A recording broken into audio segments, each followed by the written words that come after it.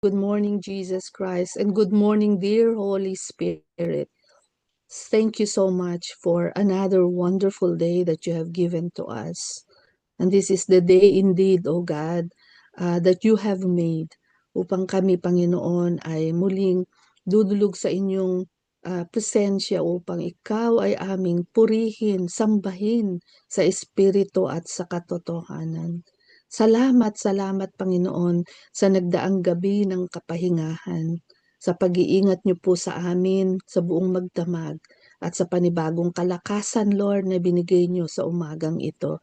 At sa aming mga kapatid, Panginoon, na nasa ibang dako ng daigdig, Panginoon, tulad sa Pilipinas, Panginoon, na kalahating araw na po ang dumaan sa kanila. Maraming salamat, Panginoon, sa sustenance and maintenance na ipinadama niyo po sa kanila. Maraming salamat, O God, sa inyong mga anak na naririto na sa room at natumugod na, Panginoon, sa tawag at pag-invite ng Holy Spirit. Yung mga iba, Panginoon, na darating pa lang, may you bring them in well and safe as you did also to us.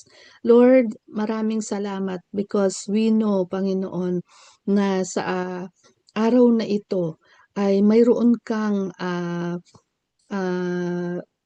supernatural na mensahe sa amin at naririto kami, Panginoon, at handang-handa na kami upang tanggapin, Panginoon, Lord, ang spiritual na pagkain na ito na inihanda mo po para sa amin. At Lord, pangunahan niyo po ang inyong abang lingkod upang maghatid ng inyong mensahe. Use me as your mouthpiece, O God. Tago niyo po ako sa inyong likuran. At tanging kayo, Panginoon Lord, ang siyang marinig, katanging ang inyong kalooban, Panginoon, ang siyang masunod, O God.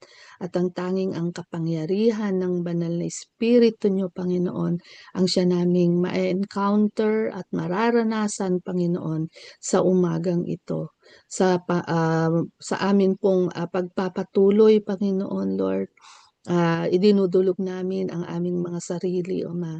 Uh, we ask forgiveness for all that we have done that is against your will, O God. Anything, Panginoon, that has grieved the Holy Spirit, O God, we say sorry for that. And Lord, help us, Panginoon, Lord, to allow you, Panginoon, to just continue to work in our lives, O God, to saturate us through and to sanctify us, Panginoon, through the work of your Holy Spirit in our lives. Lord, we give you all praise and glory. In Jesus' name we pray. Amen. Amen. So again, maraming salamat mga kapatid for obeying the Holy Spirit to be here this morning. Hindi po madali na gumising ng maaga and even more na iwanan kung ano man po yung ating mga ginagawa just to give time for the Lord. And I believe we are already blessed because we came. Yan, amen. Amen. So, welcome po sa Daybreak Global. At tingnan po natin. Good morning, good afternoon, wherever we are. Okay? So, ang pamagat po ng ating sharing this morning, wait lang po, let me see if I can find it right. Okay. It's on the screen. And still we are looking at we are using the devotionals written by Pastor Oswald Chambers, and today ang title po is The Holy Suffering of the Saint. Okay, so sino po ba yung saint na yon? Of course, tayo po yon, hindi po ba yung bawat isa sa atin na nanampalataya at mayroong kaugnayan sa ating Panginoon na patuloy na gumagawa ng kanyang kalooban at binigyan niya ng karapatan at upang maging anak. yung we are all children of God. So, pero ang tanong, gusto po ba natin ng suffering? Okay, sino po ba dito? Ah, dito sa room na ito ang gusto ng suffering? Ah, I believe siguro naman po, ewan ko lang sa inyo, no? Siyempre kapag sa unang isip natin, sa unang dating sa atin, siyempre, ay, ayoko ng suffering, hindi ba? Ayoko ng mga ganyan. Pero bakit yung madalas ang dating sa atin ng suffering, kapag nababanggit sa atin o kapag naririnig natin ay negatibo, hindi po ba? Suffering, ibig sabihin yung pagpapakasakit, mahirap yan, yung dadaan ka sa, ano ba yun, yung siguro sakit, pait, lahat na ng mga negatibo sa buhay, di ba? So, kaya nga, ayaw natin yan. Pero, meron pong tinatawag na holy suffering. So, syempre kapag narinig natin tong salitang holy, sino po ba yung pinapatungkol dyan? Di ba? Kundi ang ating Panginoon. He is holy. Kaya nga meron lagi nating sinasabi yung holy, holy, holy are you, Lord. Okay. So, meron palang ganun. Holy suffering. Diba? So, tignan po natin, tunghayan natin kung ano po yung sinasabi ng Bible about this. And this is taken from 1 Peter chapter 4, verse 19. At ang sabi po dyan, let those who suffer according to the will of God commit their souls to Him in doing good. So, yun po pala yun. Yung holy suffering is the suffering of the saint according to the will of God. Okay, so ang ganda po, no, pero tingnan po natin kung ano po yung paliwanag ni Pastor Oswald dito, at ano po yung magiging revelation sa atin ng mga salitang ito na na ng ating Panginoon from the Bible. Okay, so let's continue. Choosing to suffer means that there must be something wrong with you. Diba? Kaya nga kanina tinanong ko, sa umpisa tinanong ko, sino ba dito ang may gusto ng suffering? Sino pa sa atin gusto mag-suffer? So when we choose to suffer, sabi niya, there must be something wrong with you. Merong something na hindi tama sa atin, di ba? Pero, merong may kaabig dun sabi niya, but choosing God's will, even if it means you will suffer, is something very different. Okay, so yun po yung napakagandang realization, hindi po ba? Kung hindi pa po natin nare-realize yun. Ako po, nung binasa ko ito sa umpisa pa lang, wow, Lord, sabi kong ganun. Kaya nga for the saints, for us who follow Jesus and who believe and who trust in Him, we welcome, 'di ba? We welcome suffering because ito yung sinasabi sa Bible na holy suffering. When we choose to do God's will, despite, 'di ba? Kahit, 'di ba, Lord, kahit na magdusa, kahit na mahirapan, kahit na mahirap, 'di ba? Marami sa atin nakakarinig ng mga testimonies that they have to go through, no, that different kinds of challenges they have to suffer, they have to go through marami persecutions, 'di ba? By doing God's will. Ayun, sabi niya, it is something very different from the worldly mindset about suffering. No normal, healthy saint ever chooses suffering. He simply chooses God's will, just as Jesus did, whether it means suffering or not. So, meron po tayong example dyan. Si Jesus mismo, siya po mismo ang nagpakita ng halimbawa that yes, indeed, there is what is called holy suffering by doing God's will, choosing God's will. Di ba doon sa prayer ni Jesus doon sa Garden of Gethsemane, sabi niya, di ba, take this cup away from me. Tumanalangin siya sa kanyang Diyos Ama. Take this cup away from me. Ano yun? Yung suffering. 'Di ba? Kasi hirap na hirap. Alam niya kung gaano kahirap, kung gaano katindi yung suffering na na darating sa kanya, na mararanasan niya. And sabi niya, Father, if it's possible, take this away from me. Tapos, pero in the end, ang sabi niya, 'di ba, let your will be done. Not my will, but yours be done. And so that is the kind of suffering na binabanggit sa Bible. Di ba?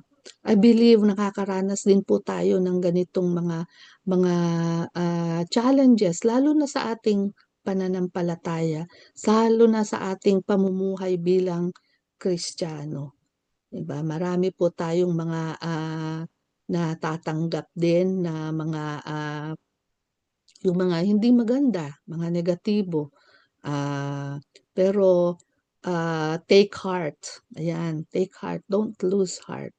Because eto, si Jesus mismo ang nagpakita sa atin ng example na na ito ay tunay na nangyayari at mangyayari pa sa buhay ng mga pinili ng Diyos. And no saint should ever dare to interfere with the lesson of suffering being taught in another saint's life. So yun naman po pala, there is another point, this is another point here, na ito palang mga suffering na ito na dumarating sa atin ay um, ginagamit, 'di ba? Ginagamit ng Panginoon upang magbigay ng lesson sa ating mga buhay. 'Di ba? Lagi nga nating naririnig at ginagamit yung mga salitang yung even though we don't understand, you know, we just have to trust his heart dahil siya, ang Panginoon natin, ang ating Ama, ay mayroong it it it's always for the best, 'di ba? Lagi siyang merong rason. He always has reasons for allowing sufferings to come to our lives, for allowing us to go through sufferings. Meron siyang purpose, 'di ba? Meron siyang plano.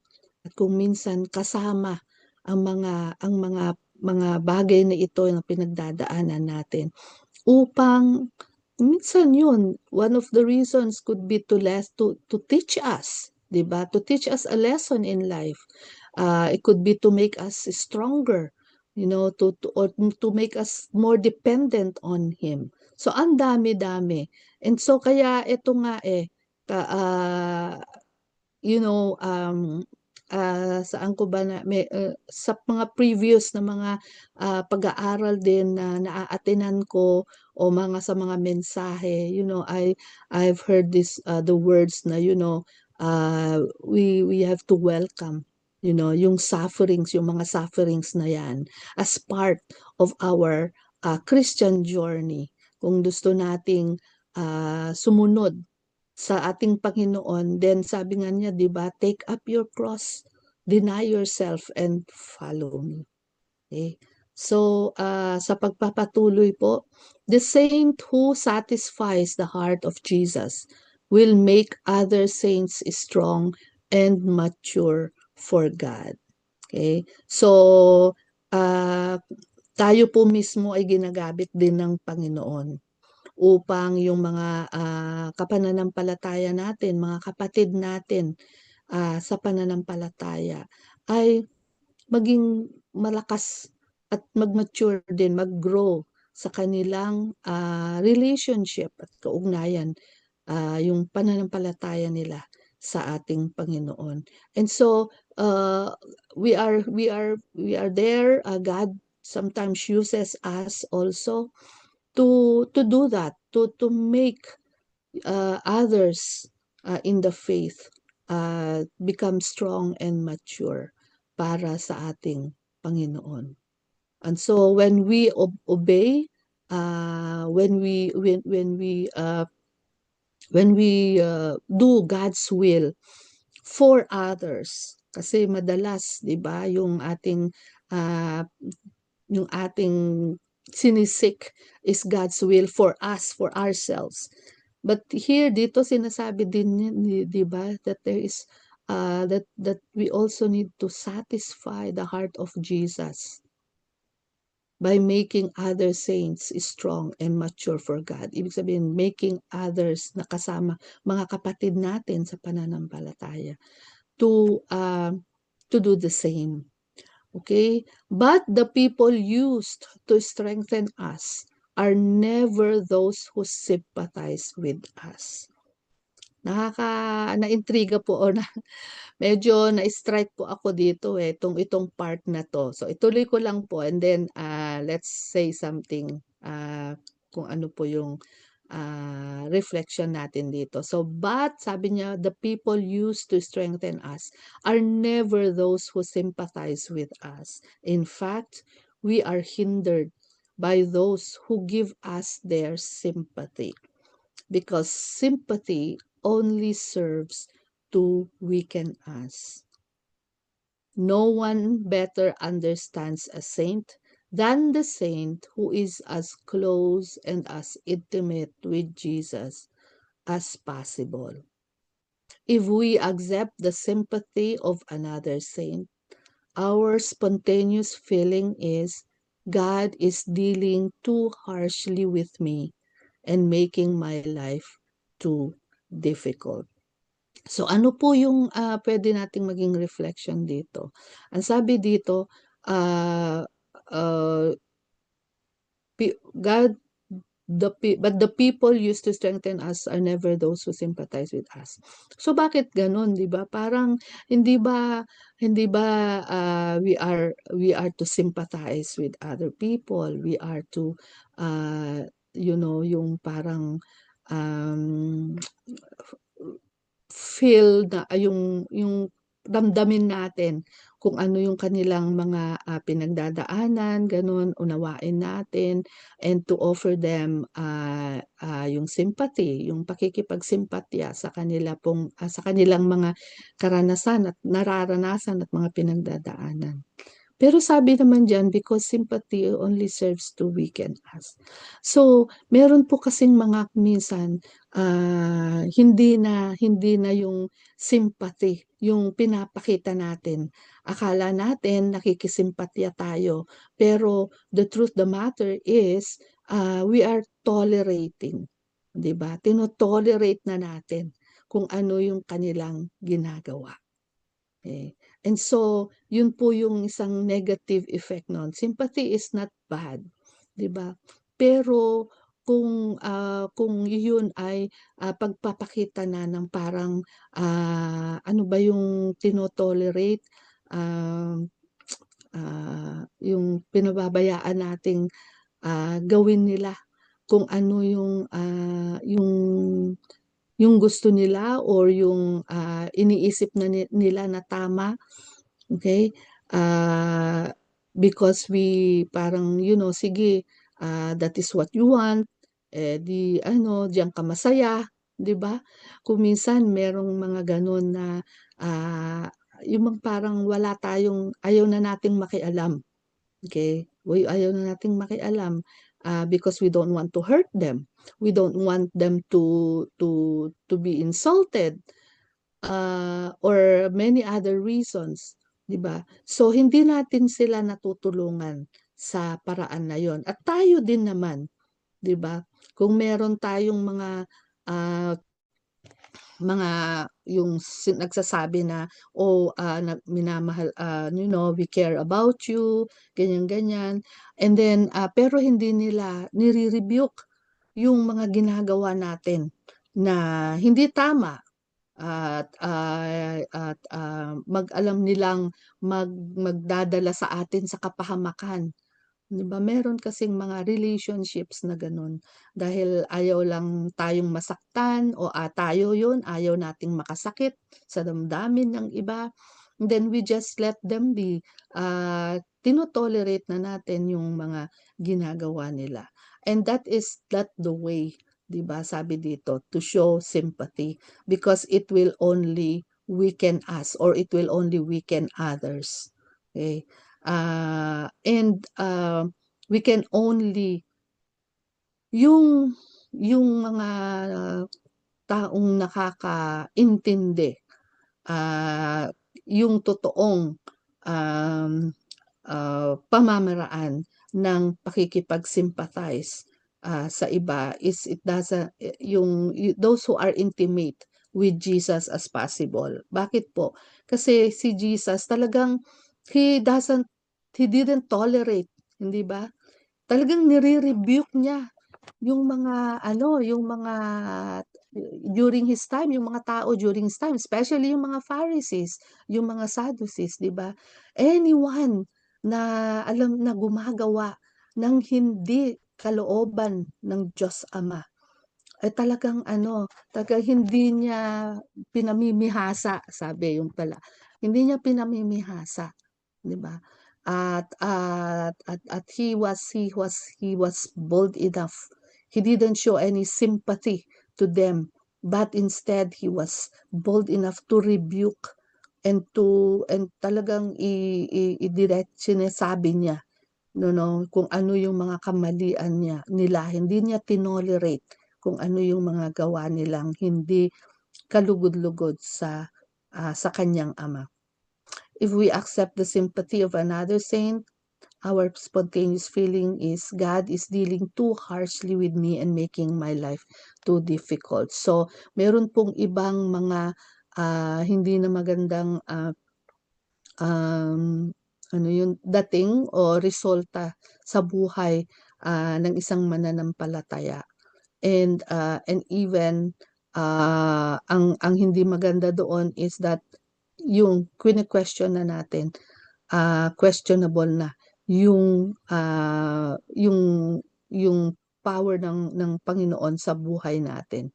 And so instead of allowing God to teach us, to discipline us, to do what He thinks is best for us, ang nararamdaman natin is that sobra naman, Lord, 'di ba?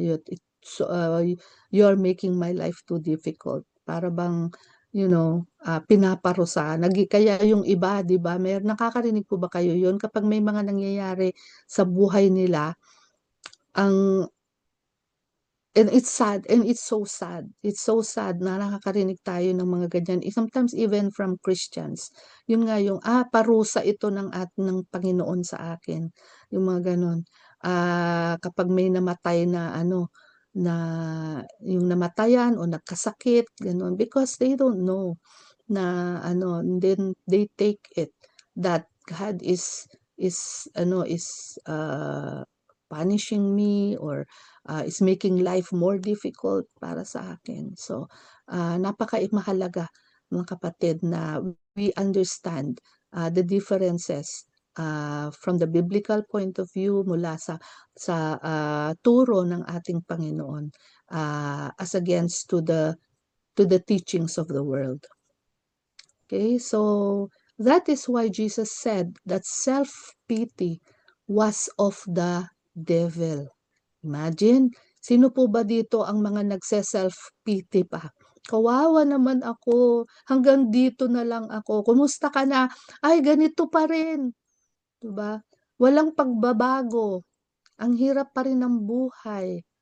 Diba? Nakakaawa naman yung mga ganon, self-pity. So, anong sabi sa self-pity? It is of the devil. Galing sa kaaway natin yung ating pagse-self-pity. Kung meron tayo niyan. So, ang nakalagay, sabi dito si Matthew 16:21-23. So, allow me po to read itong tatlong verses na ito. Matthew 16, verses 21 to 23. Ang sabi dito, from then on, Jesus began to tell his disciples plainly that it was necessary for him to go to Jerusalem and that he would suffer many terrible things at the hands of the elders, the leading priests, and the teachers of religious law. He would be killed, but on the third day he would be raised from the dead. Wait lang po. He would be raised from the dead. And then verse 22, but Peter took him aside and wait lang po. And began to reprimand him for saying such things. Heaven forbid, Lord, he said, this will never happen to you. And then verse 23, Jesus turned to Peter and said, get away from me, Satan. You are a dangerous trap to me. You are seeing things merely from a human point of view, not from God's. Okay? So, yun po, at maging maingat po tayo sa mga traps, 'di ba? Sabi ni Jesus, you are a trap to me. So sa mga traps ng atin pong kaaway, our enemy the devil, we must be merciful to God's reputation. It is easy for us to tarnish God's character because he never argues back. He never tries to defend or vindicate himself. Beware of thinking that Jesus needed sympathy during his life on earth. He refused the sympathy of people because in his great wisdom, he knew that no one on earth understood his purpose. So nabasa po natin kanina yung Matthew 16:23. He accepted only the sympathy of his Father and the angels. So sabi diyan si Luke 15:10, and so let me read it out to you mga kapatid. Tingnan natin kung ano din po yung sinasabi sa Luke 15 verse 10, and it says, in the same way, there is joy in the presence of God's angels when even one sinner repents. So this is just an evidence that indeed totoo na may mga angels. Angels are real. Because the Bible says it's so. So ayan, ang ating Panginoong Jesus, he only accepted sympathy of his Father and the angels. So sila, but from the human, kaya nga ni-rebuke niya si Peter, hindi ba? Sabi niya, you are a trap, sabi niya. Get away from me, Satan, sabi niya kay Peter. Okay. Look at God's incredible waste of his saints according to the world's judgment. God seems to plant his saints in the most useless places. And then we say, God intends for me to be here because I am so useful to him. Yet Jesus never measured his life by how or where he was of the greatest use. God places his saints where they will bring the most glory to him, and we are totally incapable of judging where that may be. Again, this is showing how omniscient our God is. He is an all-knowing God. Tayo very limited ang ating mga kaalaman, ang ating nakikita. Even we don't even know what the future holds. But praise be to God because we know who holds our future. And so ang kailangan lang talaga is to trust in Him, magtiwala, and then, obey. Diba? Kung saan niya tayo ilalagay, then that is God's way of putting us in the best place. Kasi tayo hindi natin alam. Kung minsan nilalagay nga natin yung mga sarili natin sa alanganin, di ba? Sa kapahamakan. Pero ang Panginoon, He will never, ang kanyang plan, sabi niya, di ba, sa Jeremiah, my plans, I know the plans I have for you. It is a plans to prosper you and not to harm you. Okay, to give you hope and a good future. So, meron po tayong mga additional readings dito, mga kapatid, in Psalm 79 to 80, and then Romans 11, 1 to 18. So, I will leave that to each of us to look back, and kung gusto po natin ng mga additional na reading for our devotion today, then ito po yun. Okay, so maraming salamat po, and then let's go to the wisdom from Oswald. Sabi dyan, there is nothing, naturally speaking, that makes us lose heart quicker than decay. The decay of bodily beauty, of natural life, of friendship, of associations. All these things make a man lose heart. But Paul says, when we are trusting in Jesus Christ, these things do not find us discouraged. Light comes through them. So, ano po yung reflection natin dito? Well, ang ating Panginoon, He allows, di ba? He allows things to happen to our lives. Kung minsan nga, sabi ko kanina, hindi natin maintindihan. Maybe we can experience yung broken relationships, associations, broken associations. Meron ding mga pagkakasakit na dumarating sa buhay natin na binabago yung atin pong physical na kalagayan o appearance, mga things of this world that happens to us, we go through. Hindi tayo exempted bilang mga anak ng Diyos. We go through this. But the good thing is that we are not to lose hope. Itong mga nangyayari nito sa buhay natin, they can easily discourage us, di ba? We can easily be disappointed and frustrated and felt let down. But yun, sinasabi ni Paul is again the word trust. Trusting in Jesus Christ will change everything. Diba? From the world perspective, or from a natural perspective, or human perspective, that changes into a supernatural perspective, the perspective coming from our Lord and Savior Jesus Christ. Kaya hindi ito magiging discouragement sa atin, bagkus ito ay magbibigay ng kaliwanagan, magiging paraan upang tayo ay mas higit na makakilala sa ating Panginoon. Our intimate relationship with Him ay mas lalalim at mas titibay yung atin pong kaugnayan at ang atin pong pananampalataya at pagtitiwala sa ating Panginoon. So, in the name of the Father, the Son, and the Holy Spirit. Amen and amen. Okay, so mga kapatid, I know I am conscious of the time, so I will leave all the reflections po sa atin pong lahat.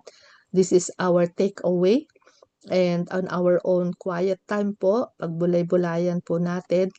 At kung meron po kayong, if you have access to the recordings, if you want to go back, balikan po ulit natin itong devotion na ito, then we can do so. Yung pong link, I hope Pastor Rory can send the link again sa atin pong GC or dito po ngayon sa ating chat box, kasi minsan natatabunan po at di na natin makita. Pero kung nais po natin, we can always go back po. Kaya po nagre-recording si Pastor Rory so that we can always go back, lalo na po yung mga tao, yung mga moment ay mga araw na wala po tayong time para mag-reflect or mag-sharing, then we can always go back, mga kapatid, and do our own reflections and ma-remind po tayo, ma-refresh po tayo sa mga nais ituro sa atin ng ating Panginoon. Okay, so ayun, nag-thumbs up po si Pastor Rory. Maraming salamat po, Pastor.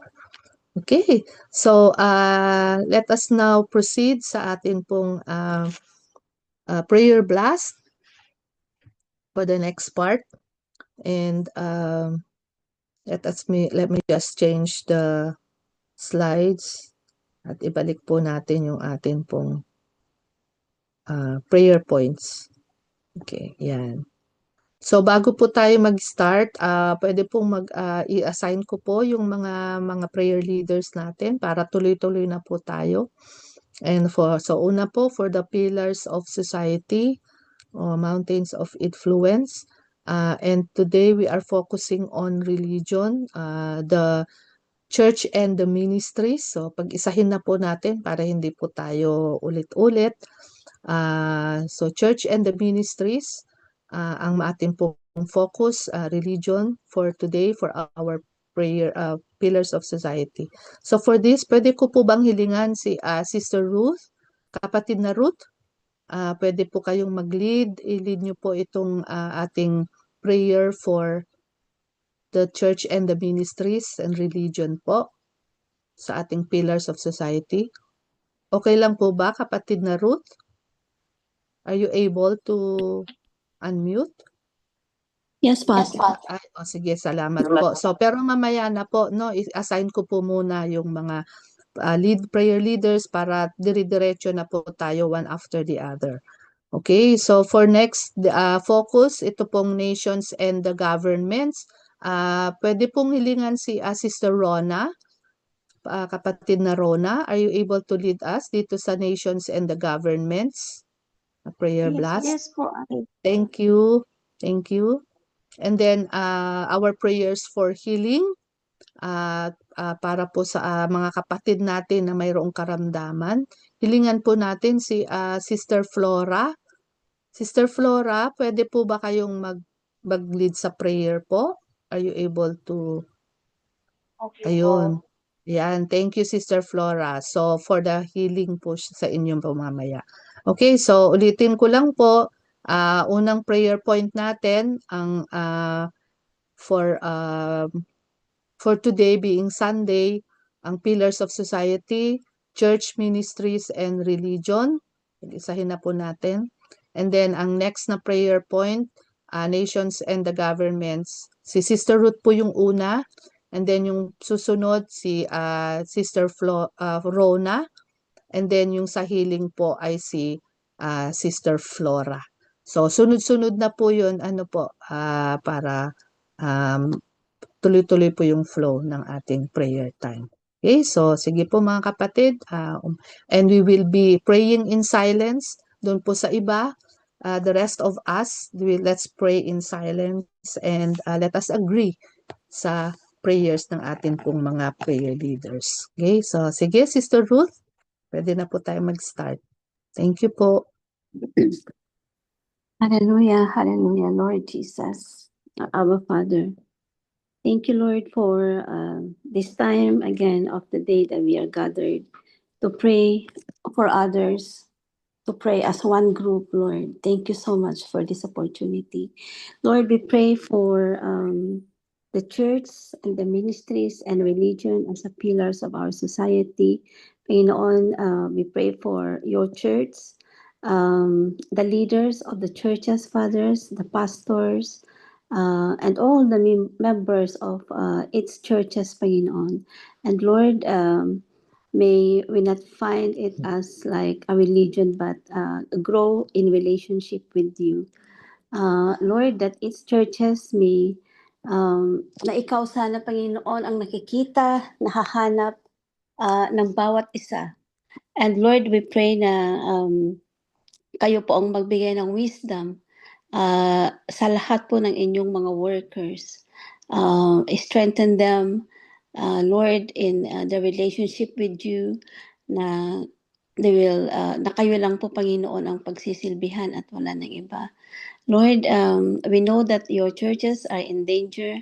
We know that the enemy is also working so hard, Lord, to destroy the church, to destroy the body. But Lord, as we pray as a whole, Panginoon, you're going to empower each member of the churches, especially the leaders and the pastors, Panginoon, to lead the church according to your will. Lord, we can only trust you with all these things, Father. There are things that we cannot do, but you can do everything, that nothing is impossible for you, Panginoon. We pray that the church will stand at the end of times, Panginoon. We pray that the church will continue to carry the light that you are giving, to continue to light the world, Panginoon, that the church will continue to carry the torch, Panginoon, that they may see you even in the midst of darkness, Panginoon. Lord, the church is very important. Um, but it's also under the attack of the enemy.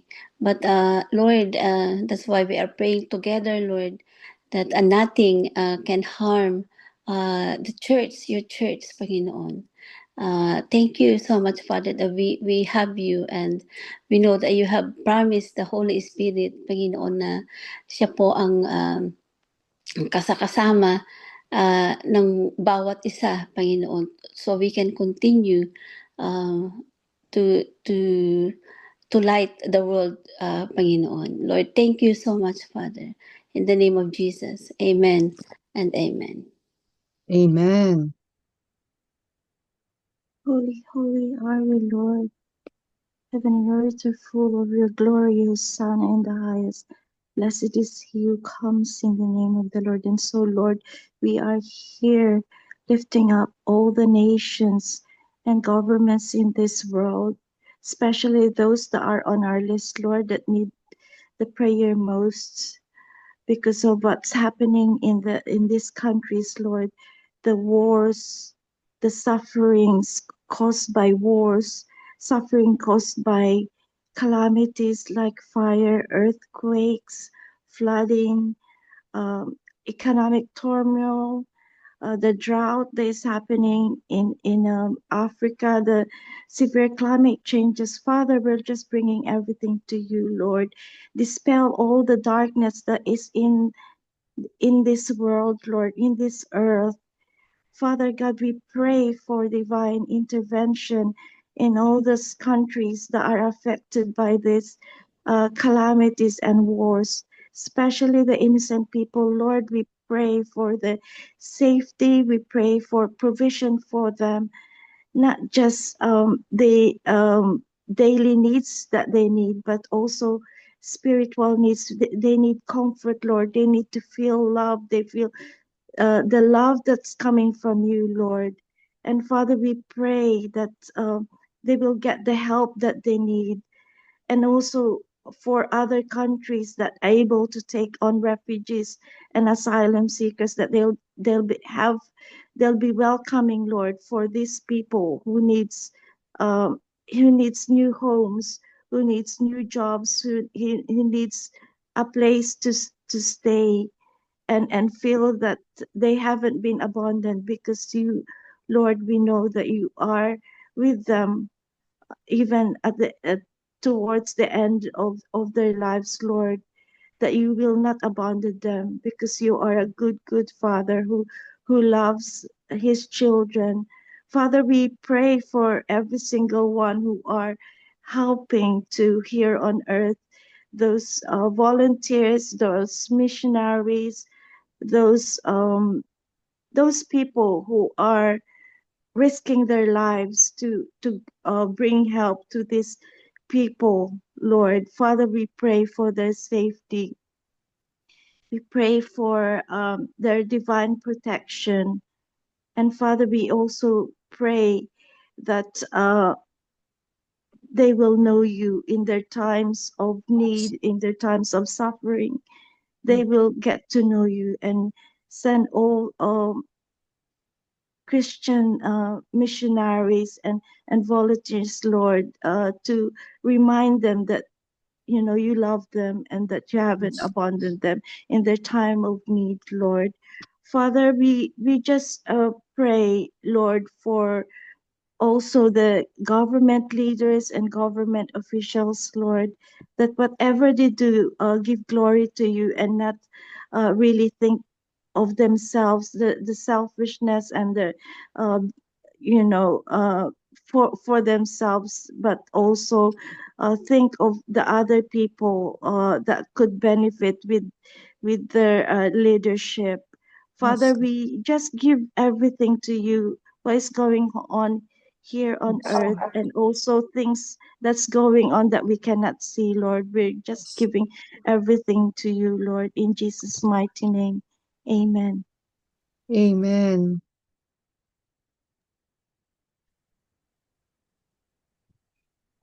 Father, we thank you, God, that we can always come to you at any time, Lord, to ask for healing, not only for ourselves, not only for our family members, but especially those who are listed here, oh God.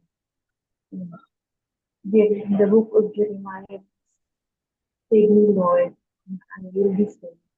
Heal me, Lord, and I will be healed. And so, Lord, we pray, Lord, that those who are not yet saved in the Lord, that you will receive them too. And that, Lord God, we know that to every one of your creation, you want everybody to be in good health, God. And so, Lord, with the power and authority that you have given us to drive out every demon, evil spirit, and to trample down on serpents and scorpions, and to tread down the cobra and the lion.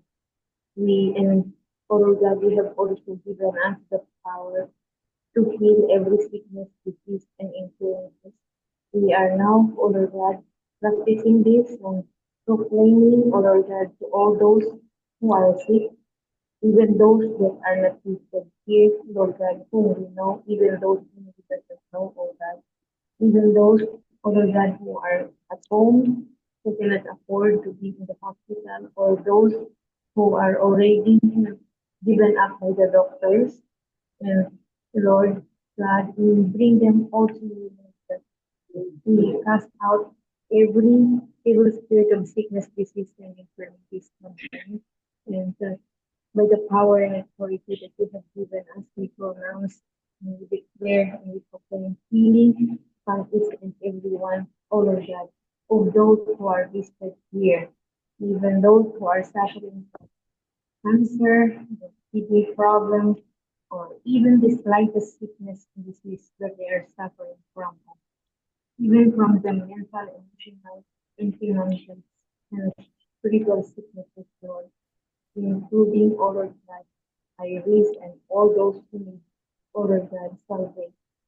We bring them all together, and we proclaim, Lord God, that the DNA, all of that, of your children, especially those who are listed here, including belong to the DNA. And so we declare that every cell of ours, all of that, and every cell system are healthy and happy cells in the name of Jesus. And we also proclaim that the blood that is flowing in every arteries, veins of your children, especially those who are listed here, are the blood of Jesus. They are all now, all sicknesses are all now washed out with the blood of Jesus, and they are healed. And so, Lord, as they get well, Lord, there's no one whom they will proclaim as their healer except you alone. And only you be, Father, that glorified and be thanked for and in their healing hope. In Jesus' name, I Amen. Amen. Amen. Thank you po mga kapatid for this prayer time. So bago po tayo magtapos and if we can ask Pastor Vida May, is that you on the daybreak icon there? Yes. Yes, good morning. Ayun, good morning. So we'll ask Pastor Vida to lead us po sa Thanksgiving prayer, and then Pastor Rory can do the benediction po afterwards. Before we close in prayer, meron po ba tayong mga mga birthday celebrants po in the room or wedding anniversary? So we would like to bless you and pray for you po if you're celebrating today. Meron po ba? Wala po yata. Go ahead po, Pastor Rory. Nag-raise po kayo na. Permission po sa off-cam. Yes. Mga kapatid, regarding po sa nation, sa bawat mga nation po, there is a lot of mga dumarating na mga balita. Sa UK, meron pong mga grupo na they want all, there is a lot, not all the debates regarding of one religion to another religions.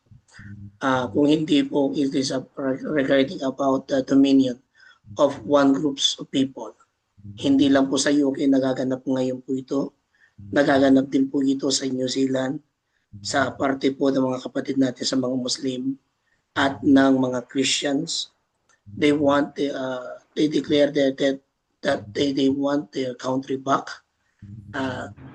Not migrants na kung saan ay marami pong mga issues na kung saan ay napoprotektahan ang mga mali at kagaya ng mga nabalitaan, may mga kabataan na nare-rape, but ang gobyerno ay wala akong ginagawang aksyon. So ang mga tao na ang gumagawa ho ng aksyon para sila ay may tanggal, maalis sa bawat bansa, kagaya po ng New Zealand, ng UK, at ang France ay napakagulo na po. Dito rin po sa Barcelona o dito po sa La Roma ay nagkaroon po ng isang grupo ng tao ay talagang niretsyada po niya ang isang plaza dito po sa La Mar ng Barcelona. Why? Because of the illegal migrants, and they are doing the wrong. So patuloy po natin pong ipanalangin at nandito na rin po si Ate Vida.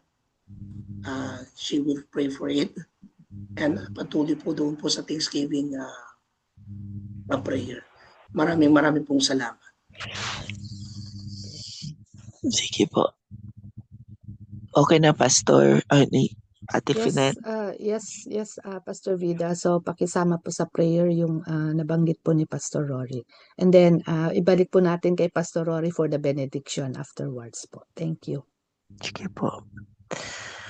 Lord, maraming salamat sa lesson today about suffering, the holy suffering of a saint. We thank you, Lord God, for Ate Finet as she led it. Thank you that you have reminded us, oh Lord God, that it's not that we choose to suffer, but that we choose to follow you. And whatever that entails, whatever that, whatever will happen to us, that it is all in. So we thank you for that. That's a reminder. It's not about us literally looking for, but knowing, oh Lord God, our relationship. And itong binanggit ni Pastor Rory is isang ebidensya that in these days,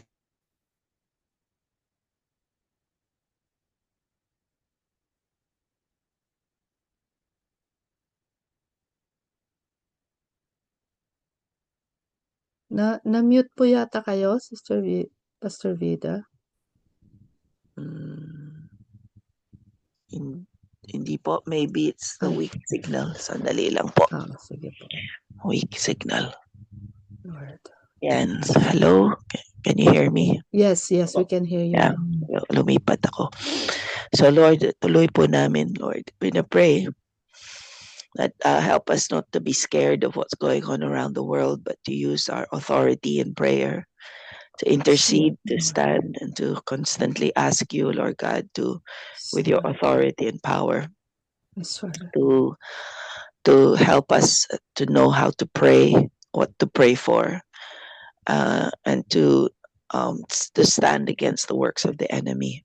Yes. We pray, Lord God, for itong binalita ni Pastor Rory, that something going on around the world. Yes, we know that for a long time, sinasabi nga that, and in Revelations, it says that there will be like a one world religion, or that a leader will rise up to proclaim that. So help us talaga, Lord God, to keep focused on you, to keep um, studying your word, to keep asking Holy Spirit to lead and guide us, so that fear will not take over. That we would be wise in how we would live, how we would continue, Lord God, to persevere in preaching and teaching the truth, chasing after your kingdom will, and as ushering it into this, here on earth. Equip us, help us to have the soldier mindset, putting on the armor of God on a daily basis, oh Lord God, so that the enemy has no room to steal, to kill, or to destroy from us. But and God, Lord, thank you that you do not leave us to our own, our own way of living, but daily, Lord, we are able to gather as well as individually in our quiet times, Lord God, to get your word. You have said, Lord, that as we meditate on your word day and night, we will then be prosperous and successful in whatever we do. And we thank you for that. We thank you, Lord God, that you are the King of Kings and the Lord of Lords, and that you are incomparable. And no matter what the enemy seeks to do to destroy this world, to persecute your people, you are far greater. You are untouchable, Lord. And that we who follow you, Lord, will always be in your care. We thank you for that. We thank you that yung lesson ulit ngayon, as well as, is reminding us that we should never doubt you, but always trust in you. That we should not fear suffering when it does come, but to see it with your eyes, that you can always use it for a purpose.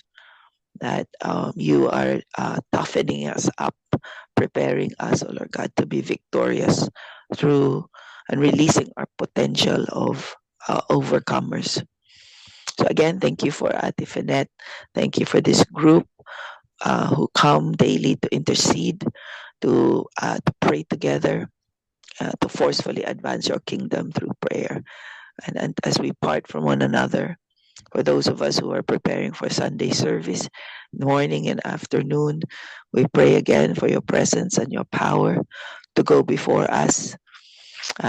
We pray for the move from Red Hill to Chelsea today, Lord.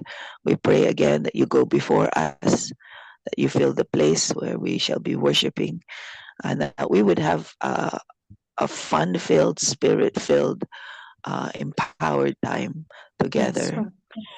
And we just pray for those in other nations, like sa Kuwait, sa Philippines, where the service would have finished. May the rest of their day, Lord, also be filled with your presence. Give us divine encounters, Lord. In your mighty and precious name we pray. Amen. Amen. Amen. Amen. Sige po kapatid na babes, bago po matanggapin natin yung mentisyon. Yes po, good morning po. I would like to take this opportunity na habang nandito si Pastor Rory and Pastor Bida May,